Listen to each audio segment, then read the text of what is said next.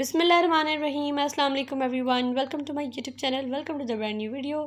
आज की वीडियो जो है वो बहुत ही अमेजिंग, बहुत ही सुपर डुपर नाइस होने वाली है। आज की वीडियो में आप लोग वाइट एंड एम्ब्रॉयडर्ड ड्रेसेस देखेंगे, शलवार कमीज़ देखेंगे।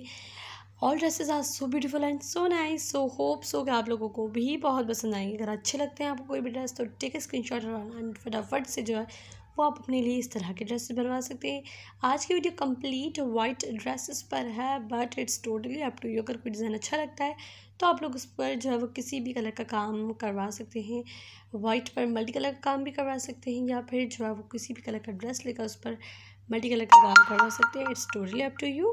बट आज की वीडियो जो है वो फुल कंप्लीट जो है वो ओनली वाइट शलवार कमीज़ पर है, वाइट ड्रेसेस पर है। काइंडली वीडियो एंड तक देखिएगा ताकि कोई भी डिज़ाइन आपसे मिस ना हो, सारे डिज़ाइंस जो है वो आप लोग देख सकें।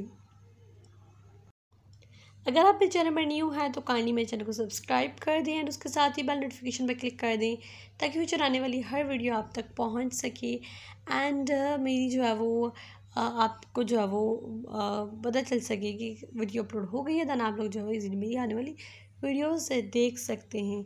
वीडियो एंड तक देखिएगा। Meet you next video. Take care, bye bye, अल्लाह हाफिज़।